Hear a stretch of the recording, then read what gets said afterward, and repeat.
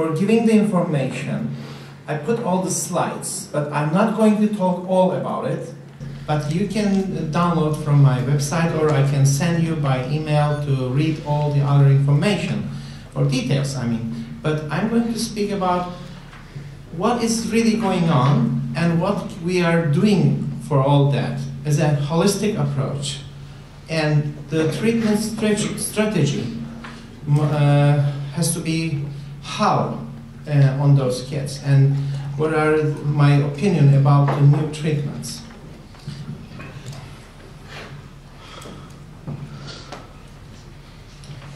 So, this here. Okay, I get it.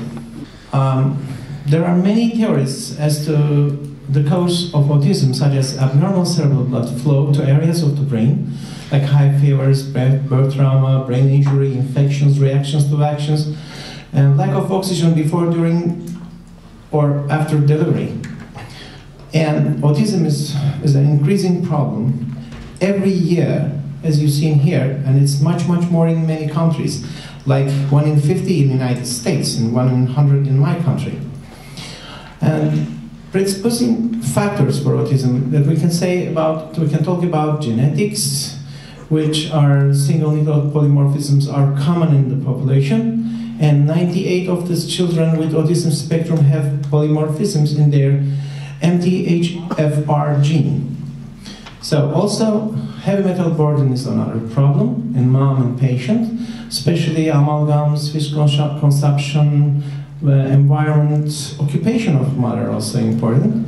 And for the patient, immunization, environmental toxins, antibiotics, immune issues, and gastrointestinal permeability is the most important predisposing factor. Here, and infectious agents like virus, bacteria, and fungus, and it's very common in our country also.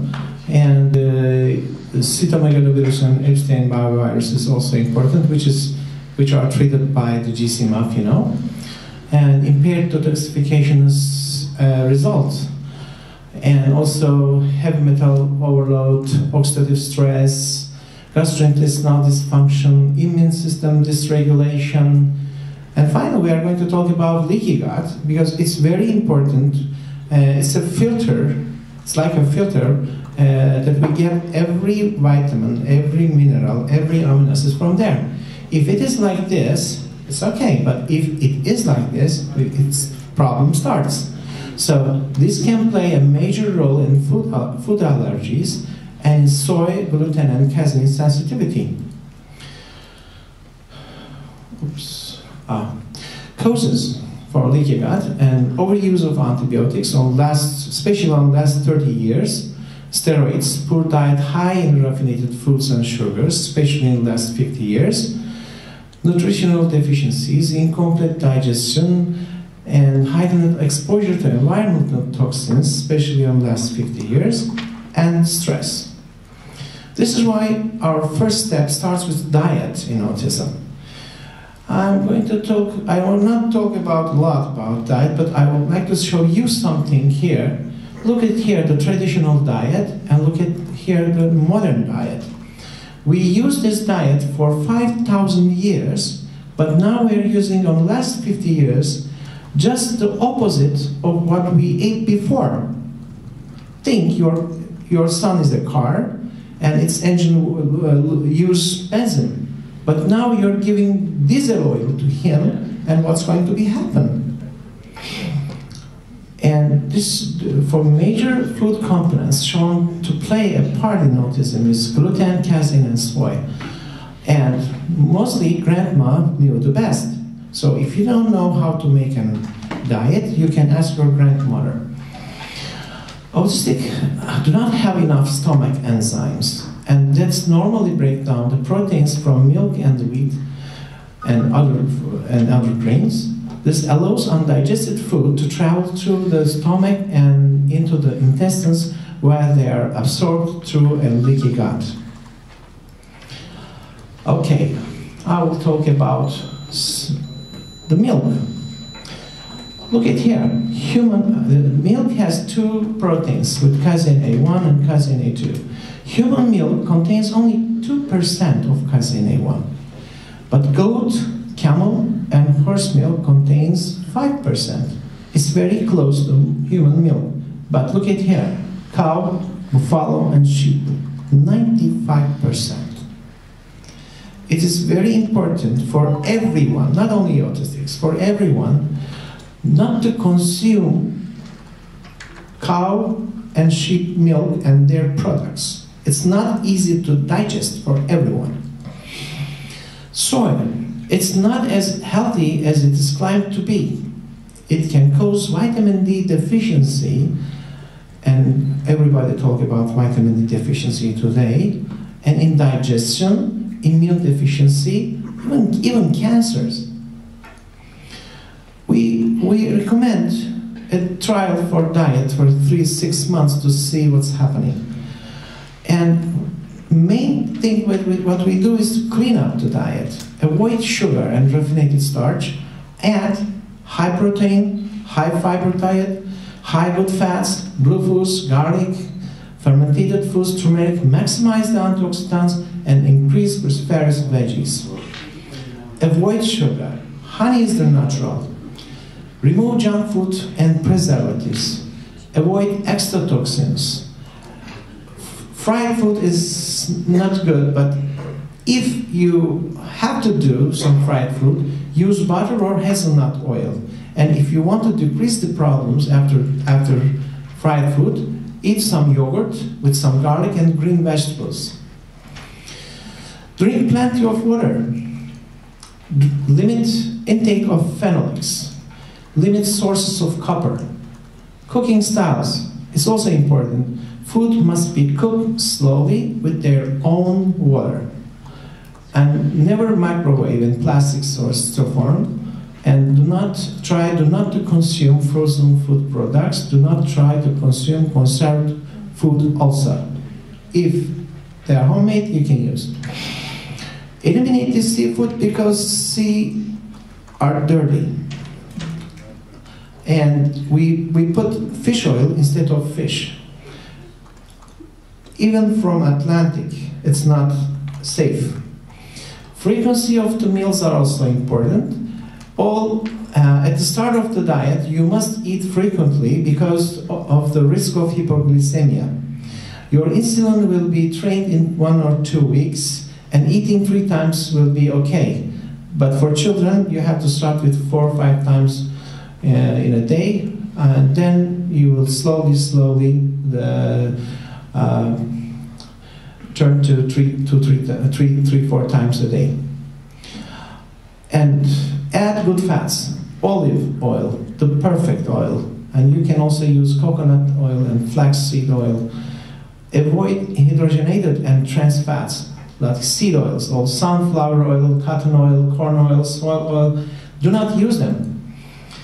Buy organic meat and eggs, hormone-free and antibiotic-free. And in also some cases, when we are trying to give antioxidants, and we increase the oxalate levels.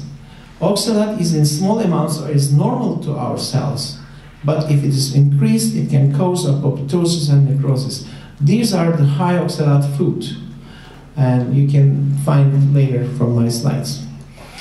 And look at here, even at 27 years old, you can have these results with diet and a small-time chelation therapy.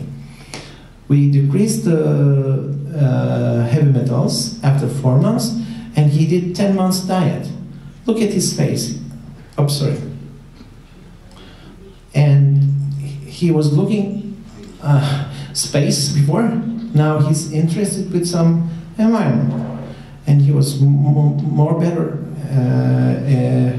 behavior, no pain anymore. He was hitting himself for 25 years. After this, he stopped everything, and he started looking around.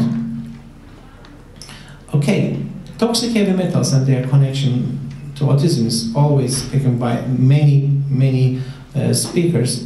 But I would like to say about the effects of toxic overload.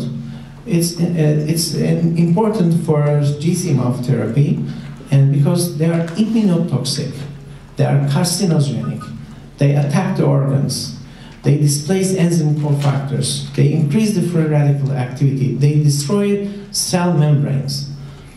So there are some sources, and very interesting sources maybe for you. For example, contact lens solution, nose drops, ear drops, like some cosmetics, some fabric softeners. We put a lot of fabric softeners after we wash their clothes. So it is important not to put some softeners after washing the clothes. And I put the slides to be just to show, and please look how they look each other. And mercury poisoning and autism, look at here. And Sally Barnard says autism, a novel type of mercury poisoning. Could it be? It could be, look at here. And here. They are almost same symptoms. Also, other heavy metals has effects in the body, like lead, cadmium. We see a lot of hyperactivity, aggression, hyperactivity here, poor growth, and look for the arsenic problems, aluminum problems, like constipation here, diarrhea here, and dental amalgam, especially on mothers. It's the biggest problem that I saw in the past, and many of them have 4 or more four dental amalgams, which have autistic kids. So you have to replace with something else, which is not dangerous like this. But dentist says no problem with amalgams, because they say it stays in the teeth, doesn't go anywhere. So what is this? We did the same study with radioactive amalgam, but we saw the results. So it's not that much safe. So also another problem always speaking about is many childhood vaccines used to contain thimerosal, which is, we have 50% contains mercury. Determination of heavy metals is important in autism treatment. And when you check the hair test, you see almost nothing because they stay in the body. Look, an autistic kid keeps all the heavy metals in the organ. They don't send it to blood, urine, or hair. So this is why you don't see anything in hair. So we need a provocation to see the heavy metals, like a DMSA challenge test. So look at the results after DMSA challenge test.